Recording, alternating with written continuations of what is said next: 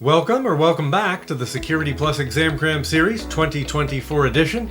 And here in section 4.1, we'll talk through the application of common security techniques to a variety of compute resources.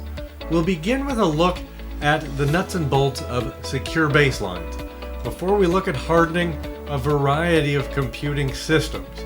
We'll dig in to the security and authentication around wireless networks before we look at a laundry list of concerns in mobile device management. We'll have a look at the technique called sandboxing and its application in the enterprise. And we'll wrap up with a look at how we monitor and maintain our now hardened security footprint. A lot of practical knowledge here I expect to come up relatively early in your cybersecurity career, so let's get to it. Welcome to Domain 4 of the Security Plus Exam Cram Series 2024 edition, and in the first installment of Domain 4, we'll focus on security techniques. More specifically, the syllabus asks us, given a scenario, to apply common security techniques to computing resources. So our focus here is understanding how to secure various infrastructure and services. We'll talk about secure baselines. We'll look at hardening a variety of targets, wireless devices, mobile solutions. We'll look at wireless security settings like WPA3 and Radius, and we'll talk about application security before we wrap up with sandboxing and monitoring our security. Up first is secure baselines, and there are three terms you need to be familiar with. A control, which is a high-level description of a feature or activity that needs to be addressed and is not specific to a technology or implementation. We have a benchmark, which contains security recommendations for a specific technology, such as an infrastructure as a service VM. And then we have the baseline, which is the implementation of the benchmark on the individual service. So a control is expressed in a benchmark. Controls are collectively expressed in a benchmark, and the benchmark is implemented through a baseline. So said another way, benchmarks are recommended configuration baselines and best practices for securely configuring a system. And these guides will come from a number of sources. So for example, a platform or a vendor will release guides for their products so they can be set up securely, making them less vulnerable to attack. They'll provide a guide that gives you recommended configuration. Now, in the world of web servers, you have two main web servers used by commercial companies. There's IIS, Internet Information Server from Microsoft, and the Linux-based Apache. And because web servers are public-facing, they're prime targets for hackers. So to help reduce the risk, both Microsoft and Apache provide security guides to help teams reduce the attack surface, making them more secure. And regardless of the vendor, these guides are always going to advise that updates should always be in place, unneeded services should be disabled, and the operating system hardened to minimize the risk of security breach. On that topic of operating systems, most of your vendors, like Microsoft, have guides that detail the best practices for installing their operating systems. And there are certainly operating system benchmarks from industry organizations like the Center for Internet Security. So you can certainly find multiple opinions on how to most securely harden an operating system. And vendors will produce guides on how to configure their application, web, email, or database servers to make them less vulnerable to attack. The same is true of network infrastructure devices. Companies like Cisco produce benchmarks for secure configuration of their devices. But benchmarks aim to ease the process of securing a component, reducing its attack footprint, and minimizing risk of security breach. And two processes that go hand in hand with implementing and maintaining your benchmarks are configuration and change management. And we could throw asset management in there for good measure because we need to know what assets there are out there that we have to secure. But if we implement configuration and change management properly, we can prevent security-related incidents and outages. So configuration management ensures our systems are configured similarly and the configurations are known and documented. And that's where a baseline can be very helpful. Baselining ensures systems are deployed with a common starting point, and imaging is actually one common baselining method, where we have a virtual machine image, or on the client side of the house we'll have an operating system image that can be deployed to a system, to any given hardware. And change management goes hand in hand with configuration management as the policy outlining procedures for processing changes. This is going to help reduce the risk associated with change, including outages or even weakened security from unauthorized or unwanted changes. Change management generally requires changes to be requested, approved, tested, and documented. You typically have a test plan, a rollout plan, and a rollback plan. So if we look at the syllabus, with the mention of secure baselines, they divide it into 3 sections: establish, deploy, and maintain. So you can think of that as 3 phases of the process. So to establish, we identify assets. We do some threat modeling to understand where our vulnerabilities lie. Where is our attack surface? We go find those benchmarks or create benchmarks of our own if we must. We assess the risk. What are our vulnerabilities? What are the most likely to be exploited, and what is the cost if they are? And then we tailor to our environment.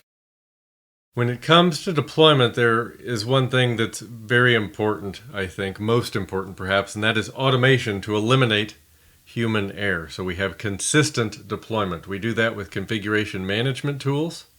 We can use Active Directory group policy for some configurations like our clients and Windows servers. Mobile device management tools for our mobile devices using tools like Microsoft Intune or AirWatch. When we think about our applications, and definitely in the cloud this is especially true, DevOps, we use CI/CD, continuous integration and continuous deployment or delivery. We use infrastructure as code, which expresses our cloud infrastructure as code.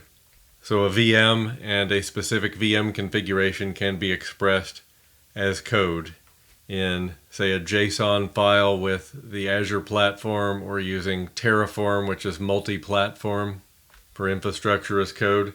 And then change management is an underpinning here, a process that supports the secure deployment and maintenance. And then how do we maintain our secure baselines? How do we watch for configuration drift? Well, we can perform vulnerability scans on a regular basis. I like to make sure these happen at least monthly. Patch management's very important. Monitoring our configuration and alerting on any changes. Periodic baseline review and update where necessary. For example, we may need to update the minimum operating system version in a specific baseline. So we expect that baseline is going to need a little refresh over time. And then auditing. Making sure we're collecting logs so we have that audit trail and we have a means to review those logs.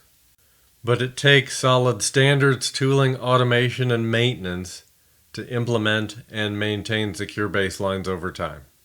An ongoing process, not a one-time event. Now we're going to move on to hardening our targets. So what is the practice of hardening exactly? So hardening is the practice of reducing a system's attack surface, thereby enhancing its overall security posture. So let's run through the list of devices we need to be familiar with hardening for the exam. So we have mobile devices where we can require strong passwords, app management, minimum OS updates, remote wipe, and we can disable unused features. We're going to dig into mobile device management in greater depth here in just a moment. For our workstations, strong login credentials, we disable unneeded services, we configure least privilege access for our users and applications, implement anti-malware, and a host firewall. And the last on the list there, the host firewall, used to be pretty uncommon, used to be pretty rare that organizations would get around to implementing that on their workstations, but it's actually very important for reducing the risk of lateral movement if a workstation is compromised. Because your workstations don't have all that much need to talk to one another in most cases. Collaboration is happening through cloud services of various sorts nowadays, like Office 365, so peer-to-peer is much less common as a need. Similar approach to network devices. Strong passwords, disabling unused features, firmware updates, access control lists, network segmentation. Next, we have cloud infrastructure, where identity and access management, encryption, logging and monitoring, and secure configuration are all top of mind. And remembering some of those techniques I mentioned, CI/CD, infrastructure as code, part of a DevOps practice.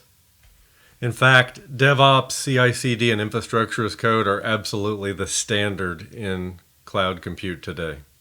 Next, we have industrial control systems and SCADA. So here, segmentation or isolation, physical security, change management, password management, consistent monitoring of system health and configuration. Remember, your manufacturing and utility type systems like electrical and water factor in this category, so they tend to be more mission critical functions, which is in part why physical security gets an explicit mention in this list. Next, we have embedded systems and real-time operating systems. So here, secure coding practices, designing systems with limited functionality or implementing only the necessary functions if it's not a system we designed.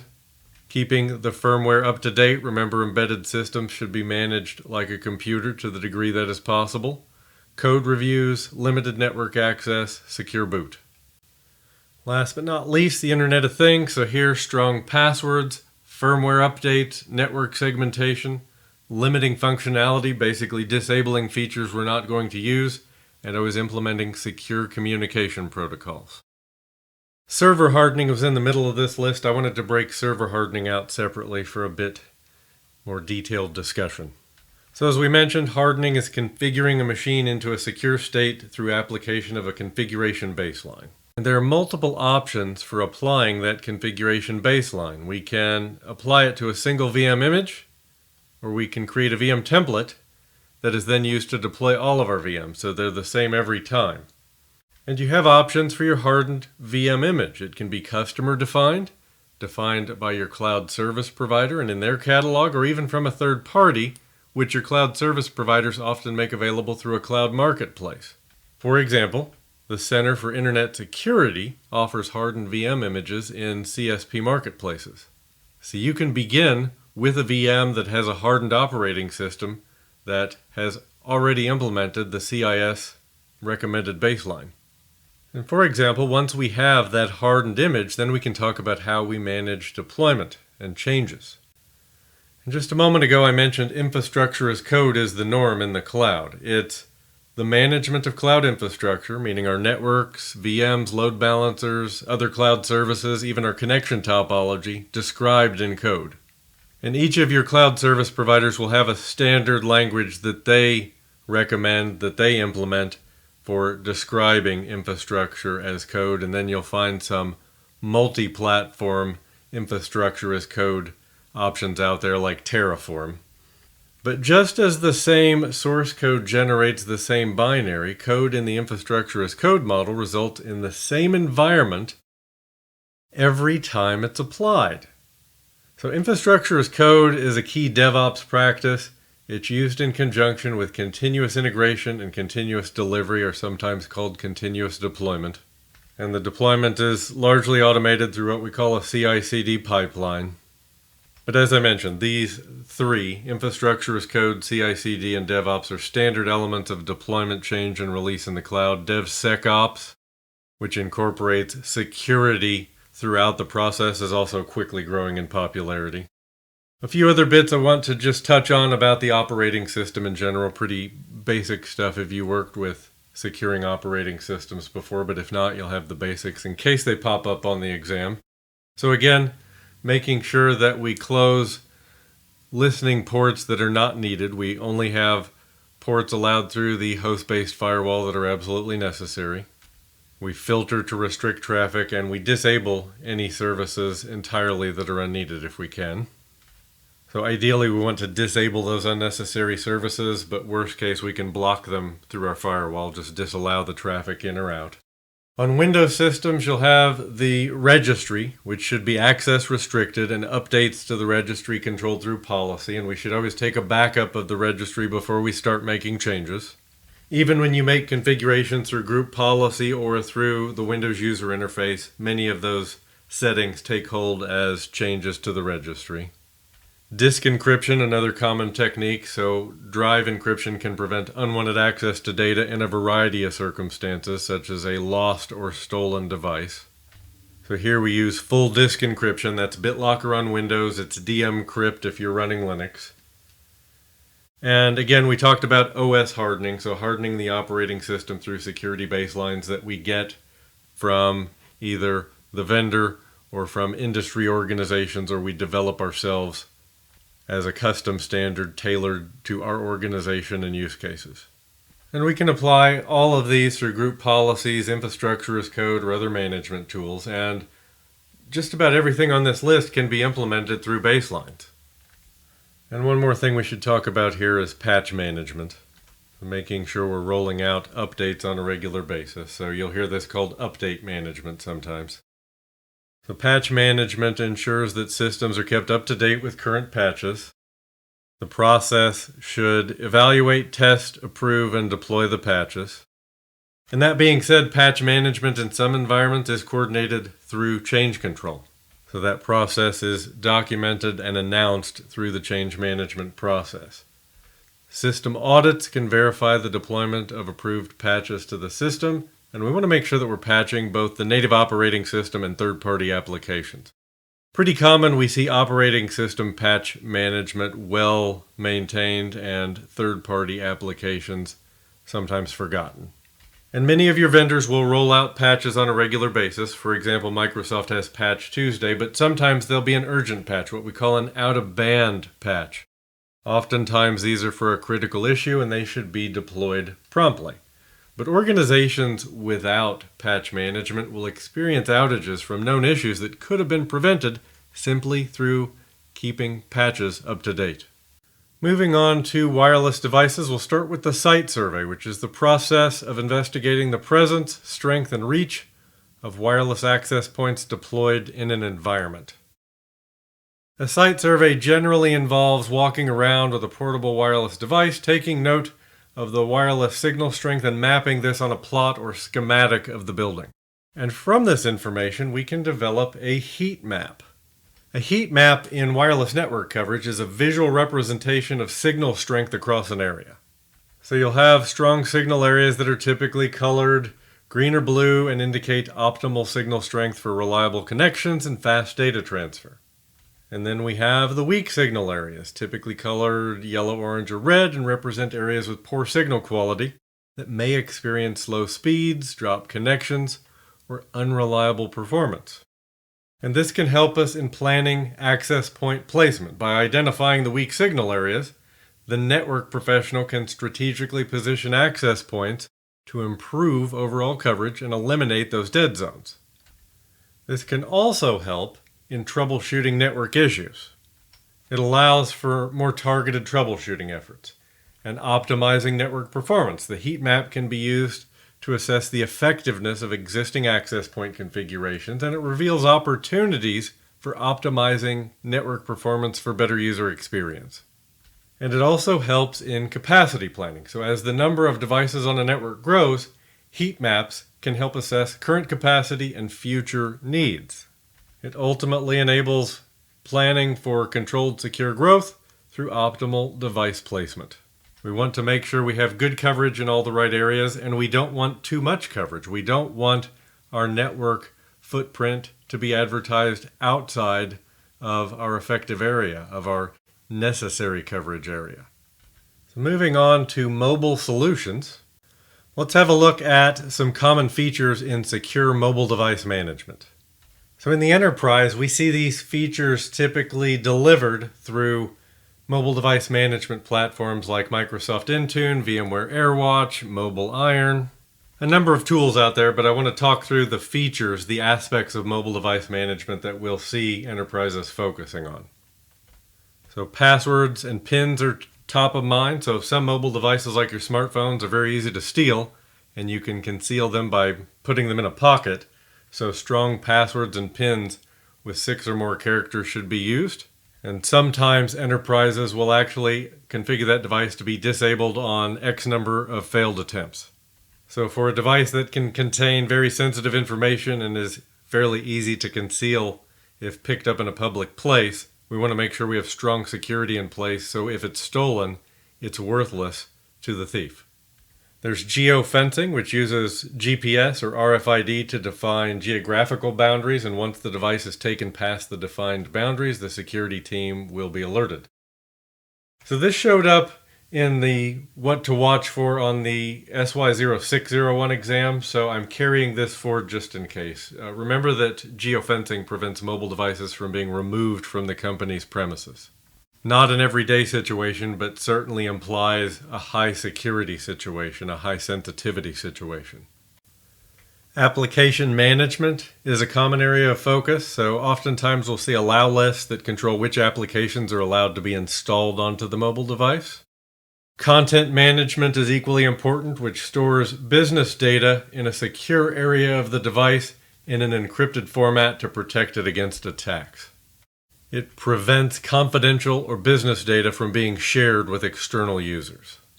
You can generally configure which apps on the device are allowed to access that data, and you can prevent cut and paste or any sharing outside of the work boundaries of that device. There's remote wipe, so when a mobile device has been lost or stolen, it can be remotely wiped and the device will revert to its factory settings and the data will be no longer available. However, there are some what we call selective wipe options in the bring your own device scenario that allow a corporation to remove the business data from the device while leaving the personal data, the photos, etc. on that phone unaffected. So in a BYOD scenario, there's certainly a fair amount of capability in enterprise MDM solutions to protect corporate data without impacting or spying on personal data. Screen locks are important. Screen locks being activated once the device has not been accessed for a period of time, generally a fairly short period of time, 5 minutes or less often. And after it's locked, the user gets a fixed number of attempts to correctly enter the PIN before the device is disabled. There's geolocation, which uses GPS to give the actual location of a device. And we see geolocation used in location-aware authentication, geofencing, and other related security functions. It can certainly be very useful if you lose or drop a device. We may see configurations around behavior related to push notifications, the messages that appear on your screen even when your system is locked. And the key there is even when your system is locked. Administrators will want to be careful that sensitive messages don't appear on a locked device because then they're visible to anyone.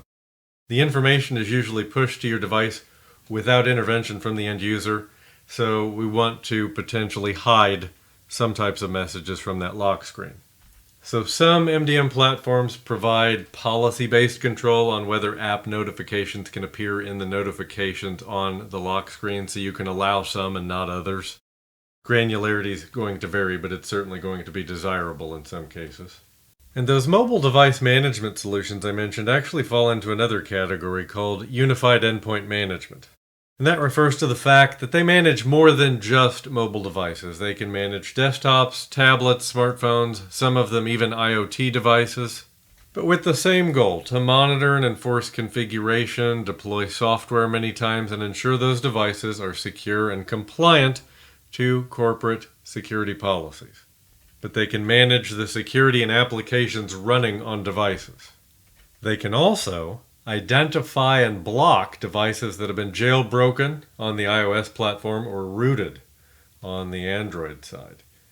So multi-platform support is a key characteristic, meaning that these unified endpoint management systems, when I say they manage desktops, typically they will manage Windows and Mac to some degree. They'll manage iOS and Android at minimum. So two that immediately come to mind are Microsoft Intune and VMware AirWatch.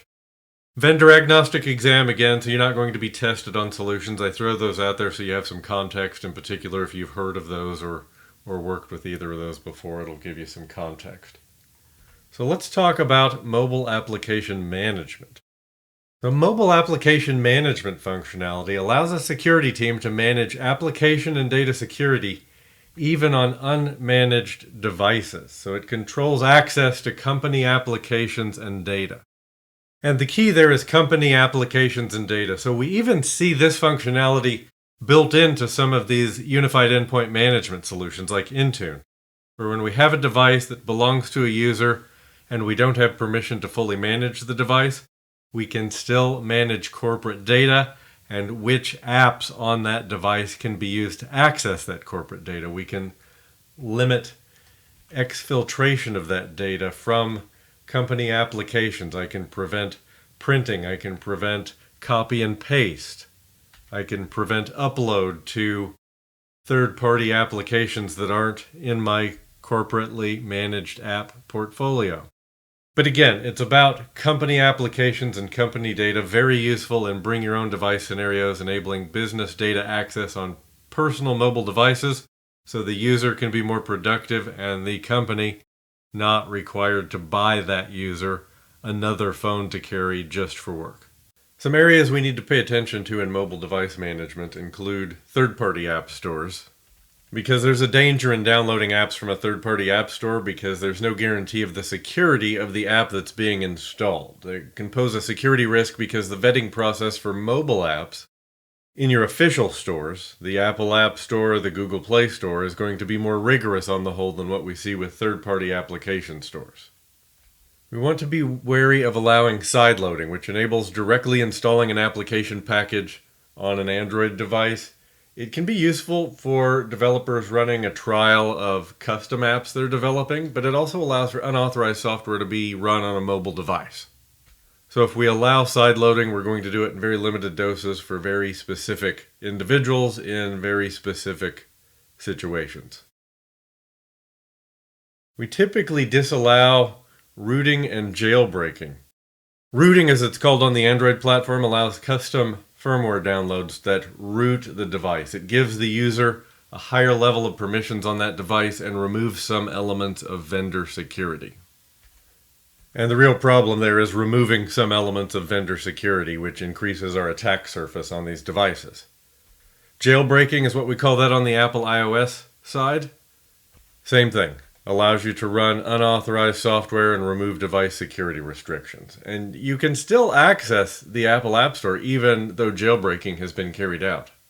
But typically what we'll do in our mobile device management or unified endpoint management software is disallow devices that have been rooted or jailbroken from accessing corporate data. For the exam, remember rooting and jailbreaking, remove vendor restrictions on a mobile device to allow unsupported software to be installed. So custom firmware is what we were just talking about with rooting and jailbreaking. The custom firmware downloads allow users to root or jailbreak their devices. And the firmware gives the user higher level of permission and removes some elements of vendor security. Carrier unlocking, when a mobile device is no longer tied to the original carrier. This allows you to use your device with any provider and also potentially install third-party apps. So we can control this situation. Unlocking a phone so it can be used in multiple carriers is a pretty common practice these days, and folks will pay a premium to a mobile provider to have a phone that's unlocked. Firmware over the air, or OTA updates. This is a firmware that's installed on a small read-only memory chip on a hardware device, and it's used to control the hardware running on that device. The updates are pushed out periodically by the vendor, ensuring that the device is secure. One example is when a mobile device vendor sends a notification that there's a software update coming. So you see this with your Apple and Android, iOS, and Android updates, right? Let's touch on the different types of messaging, text messaging in particular. So we have the short message service, SMS or text messaging, which has become a very common method for communication and as a second factor in multi-factor authentication. It can be sent between two people in a room without other people in the room knowing about their communication, and these can be used to launch an attack. SMS is used for a special type of phishing attack called a smishing attack. Next, we have the multimedia messaging service, or MMS, which is a way to send pictures as attachments, similar to sending SMS messages. We have Rich Communication Services, RCS, which is an enhancement to SMS, and it's used in Facebook and WhatsApp to send messages so you can see the read receipts. You can also send pictures and videos, but that image capability with MMS and RCS opens the door to data theft through techniques like steganography, which is hiding sensitive data within images for exfiltration. It's a form of covert channel because it's not a channel of data transmission that we're typically watching for. We need to watch for external media in our mobile devices. Many of your mobile devices have an SD card or other external storage slot that can enable unauthorized transfer of corporate data. SD cards to increase the storage capacity of a device are very common. But it's the potential for unauthorized transfer of corporate data that we're worried about. There's USB on the go, which allows USB devices plugged into smartphones and tablets to act as a host for other USB devices. Attaching USB devices can pose security problems as it makes it easier to steal information. For example, Apple does not allow USB on the go. And then there's the microphone. So smartphones and tablets can record conversations with built-in microphones. They can be used to take notes, but they could also be used to tape conversations or record the proceedings of a confidential meeting. And your mobile device management and unified endpoint management platforms generally give you the ability to disable cameras and microphones on devices that are fully managed, that are in the MDM category, not the MAM category. We also want to be wary of GPS tagging. So when you take a photograph, GPS tagging, also known as geotagging, two ways to say the same thing, add the location where the photograph was taken. And most of your modern smartphones do this by default, but it can be disabled. So if a photo of a sensitive location is taken or a user shares a photo on social media and that geotagging shows that they're not at their home, for example, it poses a potential security risk.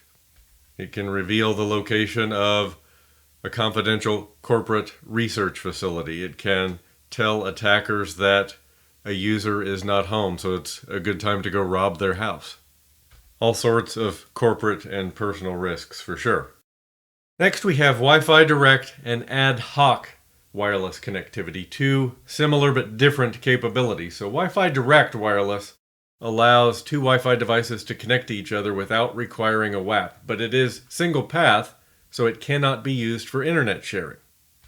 Ad hoc wireless is where two wireless devices connect without a WAP, but it's multipath, so they can share an internet connection with someone else. So know the difference between those two. Tethering is when a GPS-enabled smartphone is attached to a laptop or a mobile device to provide internet access, and typically it can be attached via a USB cable or potentially via Bluetooth.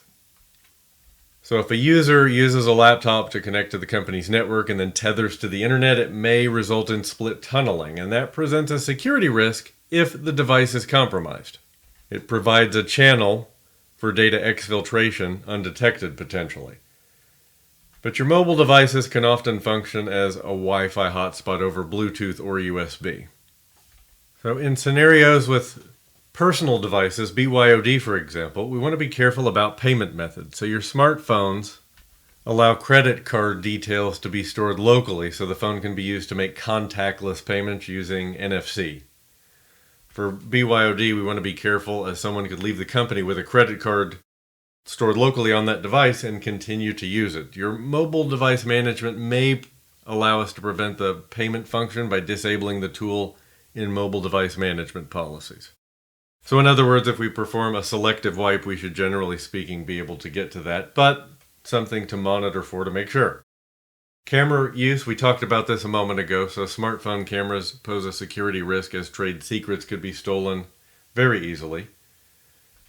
So research and development departments can ban the use of personal smartphones in the workplace, as that would prevent the theft of intellectual property. And with your mobile device platforms with Apple and Android, the capabilities to disable camera and microphone and so forth will vary a bit based on their API. So in some cases you may need to have a fully managed device. It may need to fall into the MDM category, where in other cases the mobile application management category, that kind of light management, may allow you to disable that camera. But at the very least, MDM policies can definitely disable cameras on company-owned smartphones. They can also disable screen captures. Moving on to deployment models.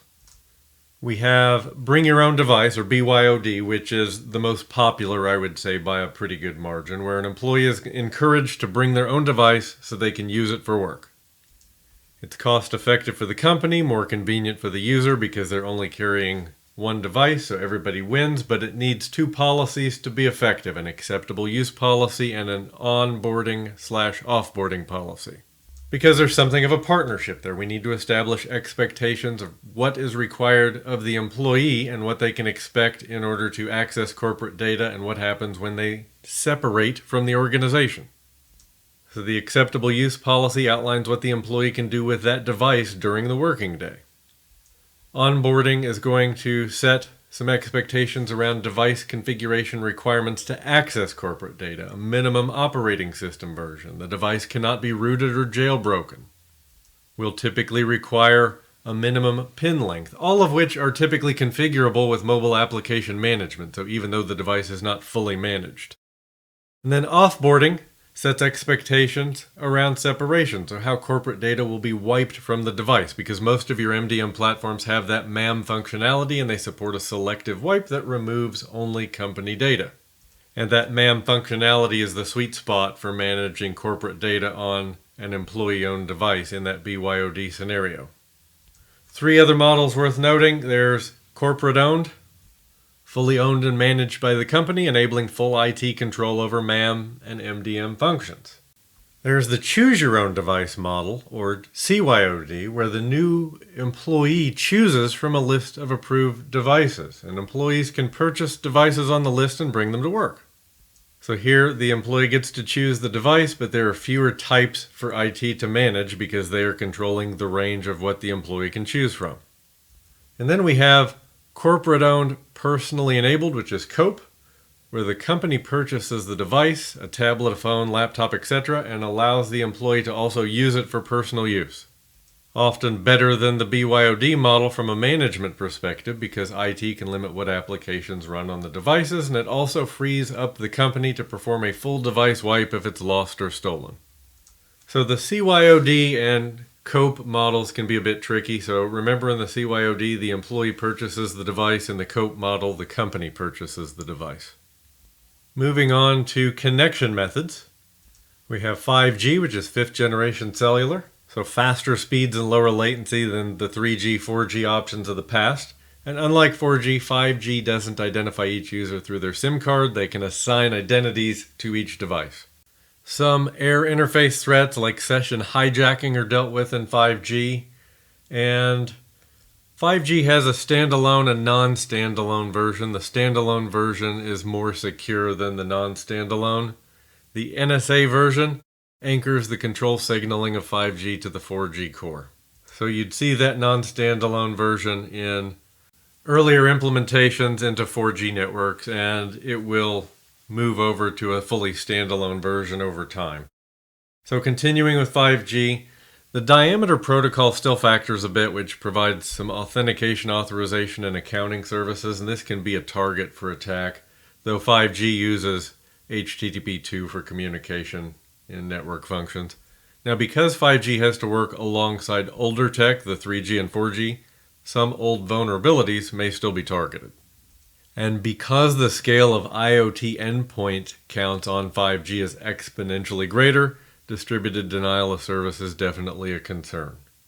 As I mentioned, some of your carriers originally launched a non-standalone version of 5G which continues to rely on availability of the 4G core, which simply means you're going to still have exposure to some of those legacy security vulnerabilities. More than you'll need to know for the exam. Okay, moving on.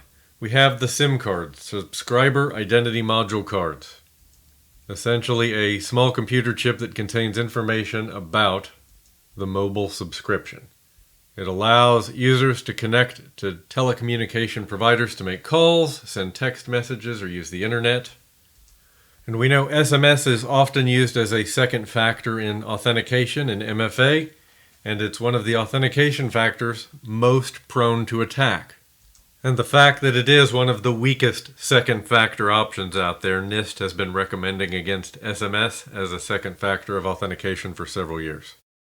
Just in case they come up on the exam, I wanted to give you a chart of wireless technologies, their speed and frequency.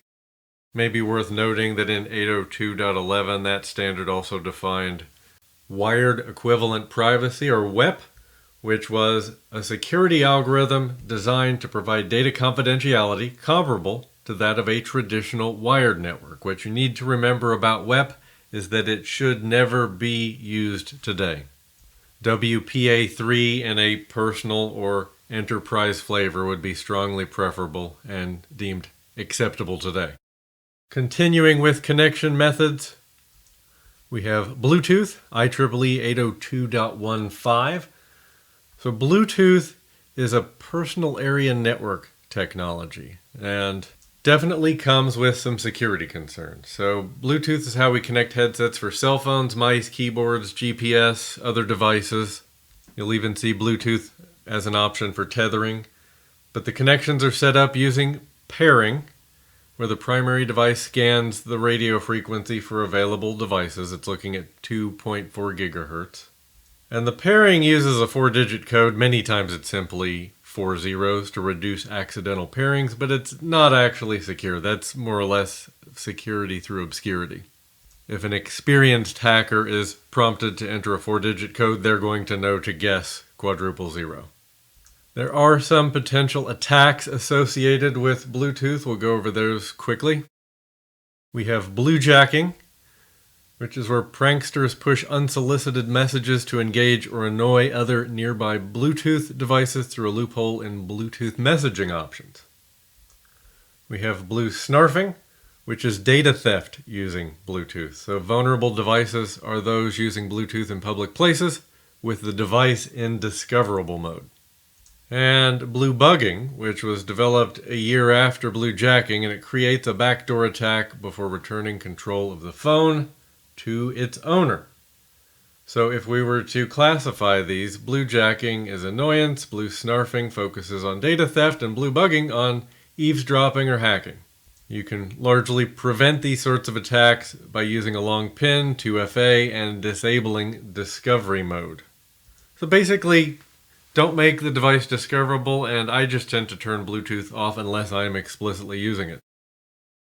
Now, I'm going to cover a handful of wireless connection methods that don't get call out directly in the syllabus, but they're still important to know in the big picture of mobile and wireless, and still appear in the official study guide as related technology. So this is just in case material. So the first on the list is RFID, radio frequency identification, which uses radio frequency to identify electromagnetic fields in a tag to track assets. It's commonly used in shops as the tags are attached to high-value assets to prevent theft. Pretty common in access badge systems and retail anti-theft use cases. Then we have near-field communication, or NFC for short. It's built on RFID, often used with payment systems, and subject to many of the same vulnerabilities as RFID. Good example here is the TouchPay system at the grocery. GPS, we've talked about in some contexts already, uses satellites in the Earth's orbit to measure the distance between 2 points. It's used in map and Find My Phone use cases. We have USB, Universal Serial Bus. So some mobile devices can be tethered, as we talked about earlier, to a USB dongle to gain access to the internet. So you'd connect via USB to your laptop, for example. And we also see a flash USB device can sometimes be used to transfer data between devices. It is a data exfiltration concern, and it's often blocked by companies through policy. What they'll do is either block USB removable devices altogether or potentially establish policies with the USB IDs that are allowed device types.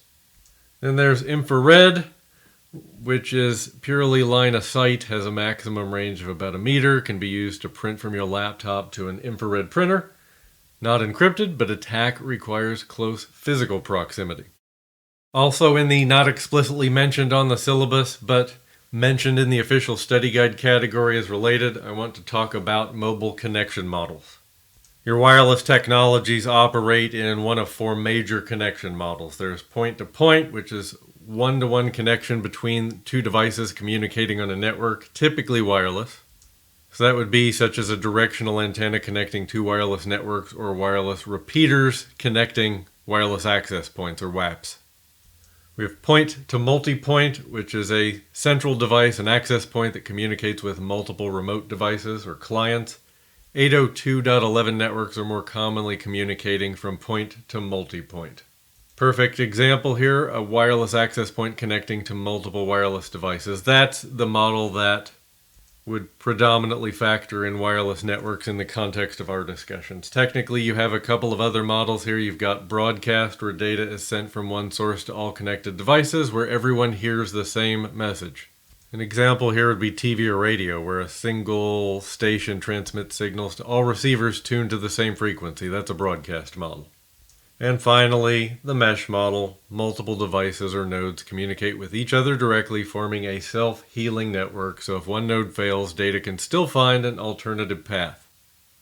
Where that would appear in the wireless world would be in citywide Wi-Fi and some commercial solutions you can even buy for your home network, where you have a full mesh of devices. There are a couple of mobile and wireless attacks you should be aware of. We have the Evil Twin, which is a malicious fake wireless access point set up to appear as a legitimate trusted network. This is fairly common in airports and coffee shops. You'll definitely in the average airport see more free airport Wi-Fi networks you can connect to than are truly legitimate.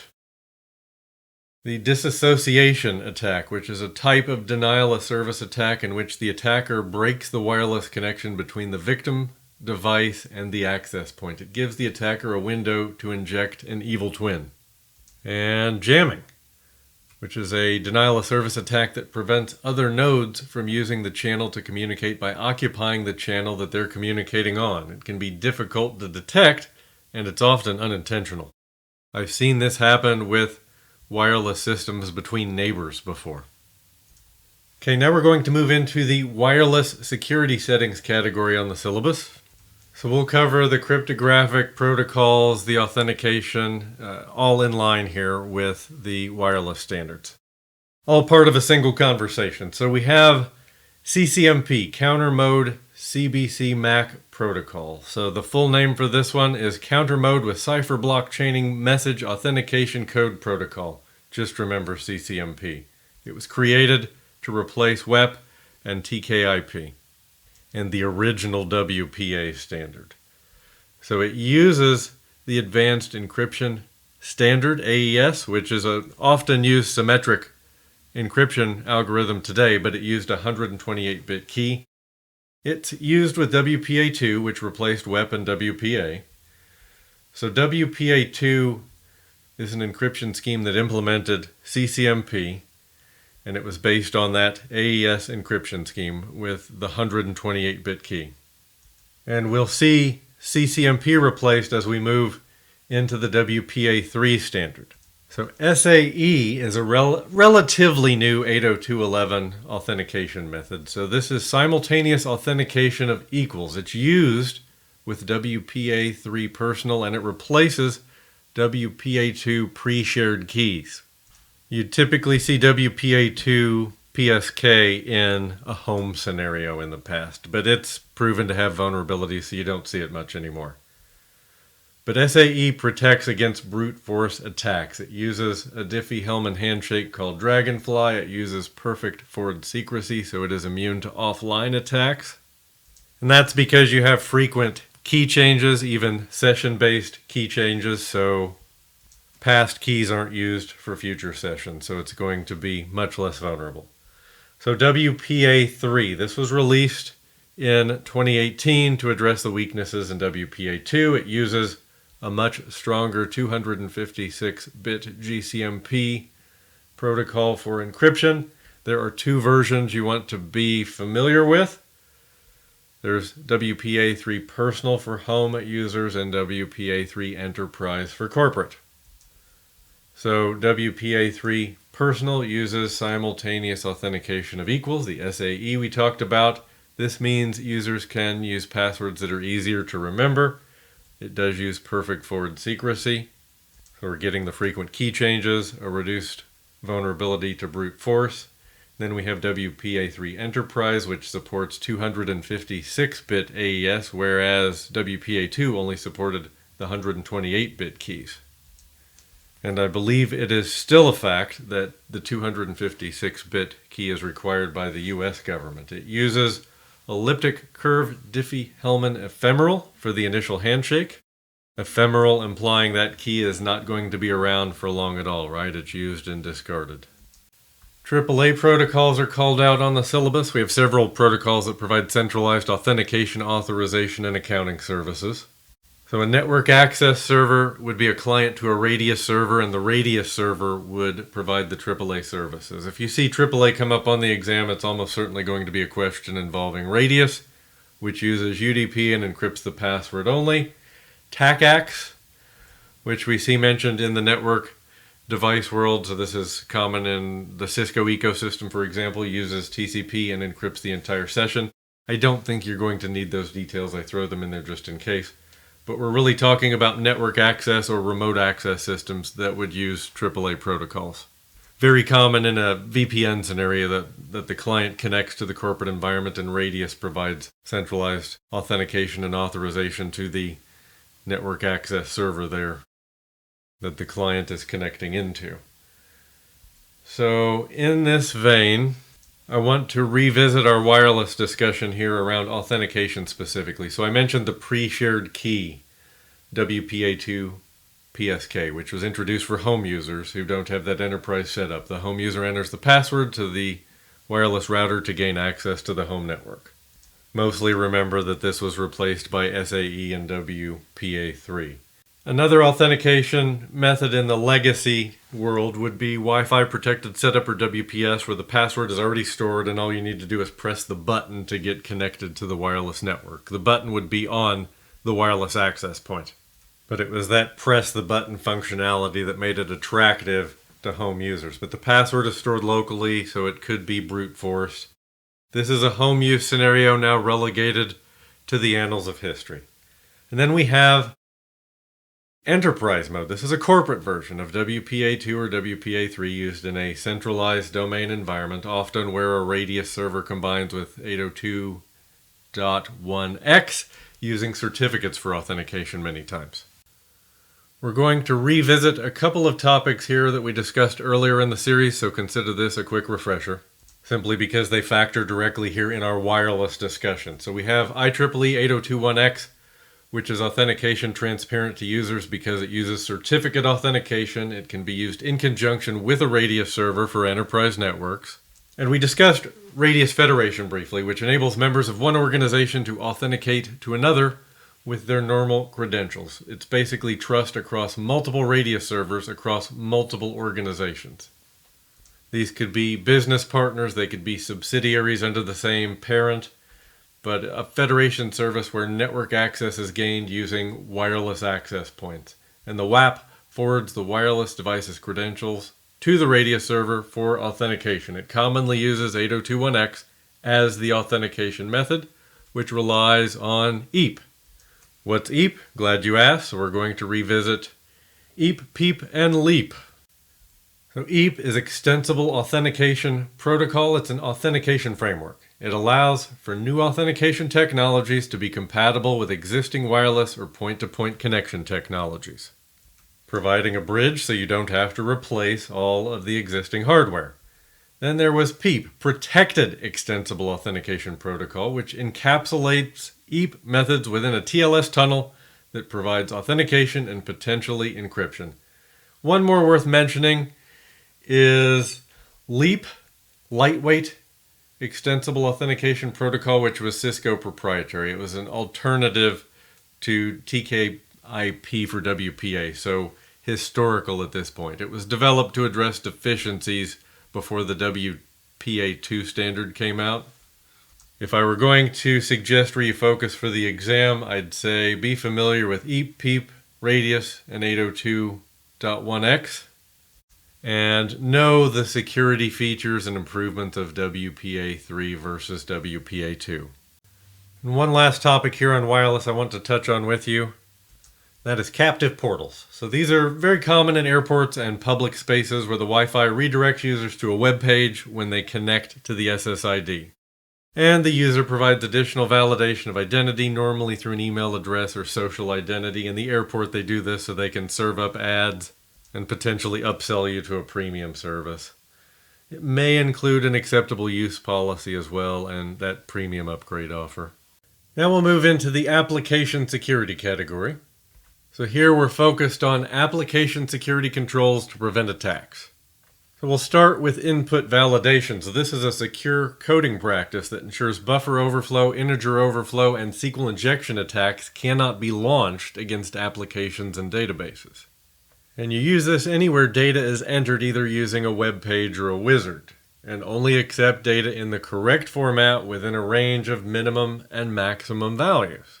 When the format is incorrect, it should be rejected, forcing the user to re-enter a value within the acceptable range. And secure cookies, which are used by web browsers, and they contain information about the user's session. They can be stolen by attackers to carry out a session hijacking attack.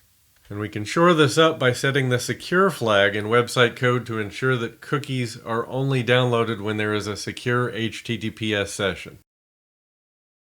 Then we need to look at HTTP headers. An attacker can carry out a cross-site scripting attack, which is mainly delivered through injecting HTTP response headers, and it can be prevented by entering the HTTP strict transport security header. That strict header ensures that the browser will ignore all unsecure HTTP sessions, so all connections that are not HTTPS. Code signing is another secure coding practice where we digitally sign scripts and executables to verify their authenticity and confirm they are genuine. We can use an allow list, and an allow list enable only explicitly allowed applications to run. This can be done by setting up an application whitelist, it's sometimes called, in your firewalls, your IDPS systems, or your endpoint detection systems. That allow list is your most restrictive option. You're only allowing explicitly allowed applications to run. You could take a block list approach, which prevents applications that are specified on that list from being installed or run. And your firewalls, your intrusion detection and prevention, and your EDR systems can all have a block list as well. And this is often a good first step for organizations that don't really have a solid handle on their application inventory and their dependencies, where adding an allow list would be disruptive. A block list can be a good first step. So I want to talk a bit more about the secure coding process. It begins with secure coding practices, where a developer writes code in a way that ensures there are no bugs or flaws. The intent is to prevent attacks like buffer overflow or integer injection. But this is not foolproof. We need to make sure that code is secure. So we have a number of application testing techniques we can deploy, we can implement to make sure our code is secure. So one of those is static code analysis, where the code is not executed locally, but is analyzed by a static code analyzer tool. And there, the code might be run inside the tool that reports any flaws or weaknesses, but it requires source code access. Now there's another type of analysis called dynamic code analysis, where the code is executed and a technique called fuzzing is used to inject random input into the application, and the output is reviewed to ensure appropriate handling of unexpected input. So it's making sure that our input validation is doing what it's supposed to do. It exposes flaws in an application before it's rolled out to production. And it does not require source code access. So static code analysis techniques are analyzing from the inside out, and dynamic code analysis more or less from the outside in. We can also employ manual code review. This is where code is reviewed line by line by a human to ensure the code is well written and error-free. Now this tends to be tedious and time-consuming because there's a person in the chair doing that line by line review. And I mentioned fuzzing just a moment ago. So this is where random information is input into an application to see if the application crashes, or if memory leaks result, or if error information is returned. And this is used to remedy any potential problems within application code before an app is released. So this would be a white box or open testing scenario. And fuzzing can also be used to find any vulnerabilities within the application after release. This is called improper input validation. This would be a black box or closed testing scenario. So secure development practices are good. All of these testing techniques are good for application security. There's another layer we can add, and that's a good modern firewall. So we have the Web Application Firewall, or WAF for short, which protects web applications by filtering and monitoring HTTP and HTTPS traffic between a web application and the internet. And it basically protects web applications from common attacks like cross-site scripting, cross-site request forgery, SQL injection. And a WAF will typically come with a pre-configured OWASP rule set. It's called an OWASP core rule set, designed for OWASP compliant WAF solutions that will put a set of rules in place to watch for the OWASP top 10 application threats. Many of your network appliance manufacturers, all of your major cloud platforms are going to support this standard, and they'll come with 2 or 3 of the most recent OWASP core rule sets available to be applied as you deploy that solution. And then there is the Next Generation Firewall, or NGFW for short. This is a deep packet inspection firewall that moves beyond the port protocol inspection and blocking. It adds application level inspection, intrusion prevention, and brings intelligence from outside the firewall.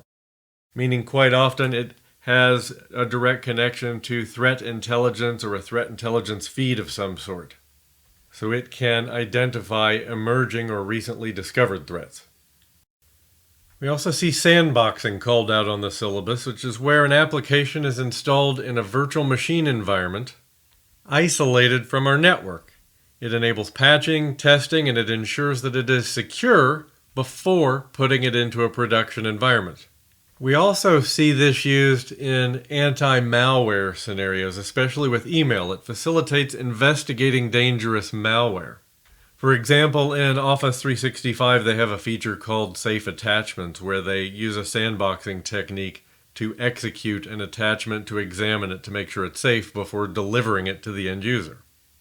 So in Linux, they call this change root jail. So change root is a command that allows you to change the root directory for the current running process and its child processes.